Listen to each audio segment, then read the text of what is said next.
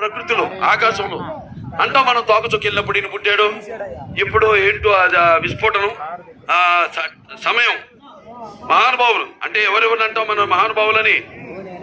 ఒక రామానుజాచార్యుల వారు ఉన్నారు, ఒక ఆది శంకరాచార్యుల వారు ఉన్నారు, శంకరాచార్యుల వారు ఉన్నారు. అలాగే ఆంధ్ర రాష్ట్ర కోసం పోరాడిన పొట్టి శ్రీరాములు గారు ఉన్నారు. అలాగే ఒక అంబేద్కర్ గారు ఉన్నారు, రాజ్యాంగాన్ని ప్రసాదించిన అంబేద్కర్ గారు ఉన్నారు. అలాగే ఒక ఎన్టీఆర్. వీళ్ళనంటాం మన మహానుభావులని. అంటే ఎన్టీఆర్ అంటే నా దృష్టిలో కేవలం నందమూరి తారక రామారావు గారు మాత్రమే కాదు. ఎన్టీఆర్ అంటే ఆయన ఒక నటనాలయం. ఆ ఇంట్లో ఒక నరసింహం, ఆ ఇంట్లో ఆయన నటరాజు నరసింహుడు.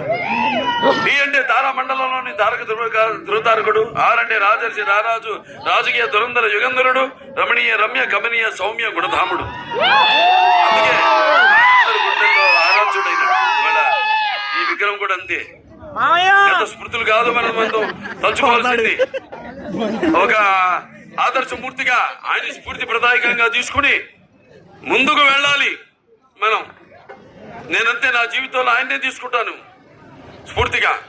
నా ఏ వేసిన అడుగైనా సరే, ఏ ఆలోచన సరే, ఏ మాట అయినా సరే నోటి నుంచి వచ్చింది. నవ్వేవాడు నవ్వని, తిట్టేవాడు తిట్టని, ఒకటి